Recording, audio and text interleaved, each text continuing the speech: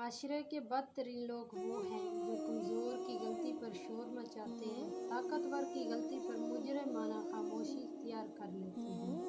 وقت گزر جانے کے بعد اگر کوئی قدر کرے تو اسے قدر نہیں، افسوس کہتے ہیں۔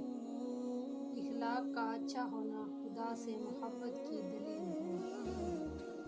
اگر چڑیوں میں اتحاد ہو جائے تو وہ شیر کی کھال اتار سکتی ہیں۔ اس سے تو خاموشی بہتر ہے کہ کسی کو دل کی بات کہہ کر پھر سے کہا جائے کہ کسی سے نہ کہنا۔ دانائی کا تعلق بالوں کی سفیدی سے نہیں، عقل اور تجربے سے ہے۔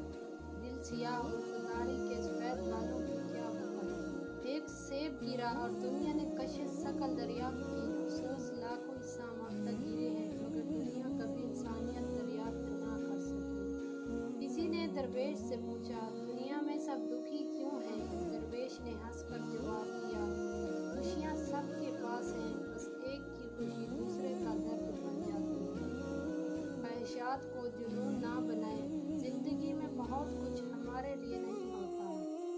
حق کو چھوڑ کر عزت کا طلبگار ہوتا ہے، وہ ذلیل ہو کر رہتا ہے، اور جو حق کے ساتھ دشمنی رکھتا ہے، ذلت اس کا ہمیشہ کے لیے مقدر بن جاتی ہے۔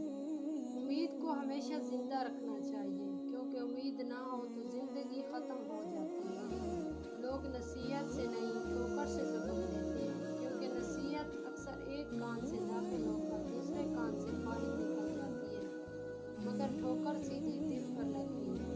وہ انسان کبھی بھی زندگی میں نہیں ہار سکتا جس کی امید میرا اللہ ہو۔ اچھا وقت انہی کا ہوتا ہے جو کسی کا برا نہیں سوچتے۔ جب نیت کچھ اور ہو اور عمل کچھ اور ہو تو پھر قسمت کبھی نہیں بدلتی۔ ہم لوگ اپنی نیت لوگوں سے چھپا سکتے ہیں، اس سے نہیں جس نے ہم کو بنایا ہے۔ انسان موت سے بچنے کی کوشش کرتا ہے، جہنم سے بچنے کی نہیں، حالانکہ وہ جہنم سے بچ سکتا ہے، موت سے نہیں۔ نمک کی طرح کڑوا علم دینے والا ہی سچا دوست ہوتا ہے۔ تاریخ گواہ ہے کہ آج تک نمک میں کبھی کیڑے نہیں پڑے۔